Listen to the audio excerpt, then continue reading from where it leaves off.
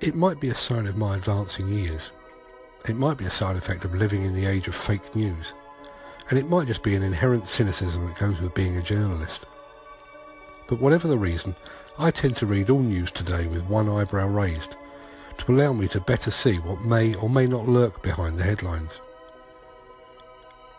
Now, anyone that's been reading the construction trade press over the past few days will be aware that the National Federation of Demolition Contractors has raised the alarm about a bunch of bogus CCDO cards that are apparently in circulation. Quite right too. Through its training arm, the National Demolition Training Group, the NFDC is the arbiter and provider of much of the training that takes place in the UK demolition industry.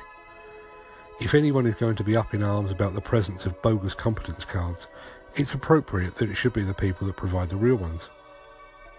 News portal The Construction Index quotes NFDC Chief Executive Howard Buston as follows. The NFDC were recently asked to verify the authenticity of a number of cards, which were later discovered to be counterfeit. Managers need to be extra careful checking the details of operators at induction, and ongoing spot checks are highly recommended.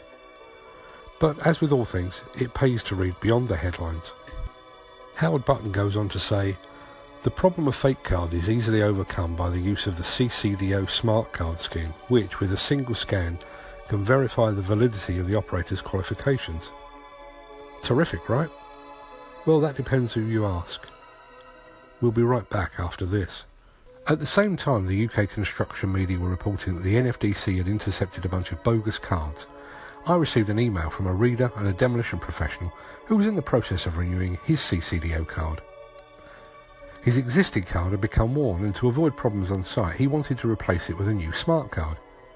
So he called the NDTG to find out the cost, and he was told that his replacement card would be 51 quid.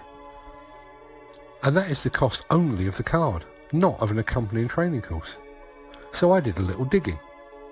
With little or no effort or negotiation, I found an online supplier of so-called smart cards that was willing and able to supply cards with embedded RFID technology for about 25p each.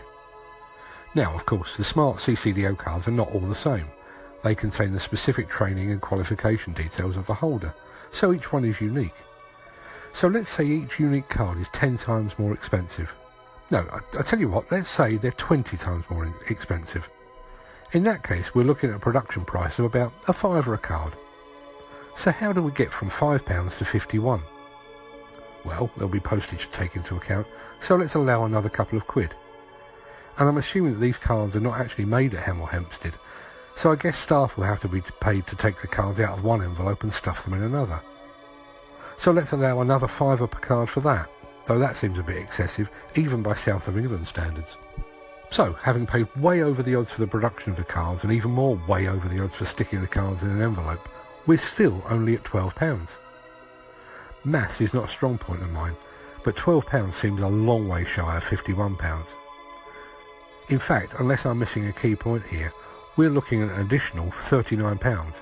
That's a markup of more than 320%.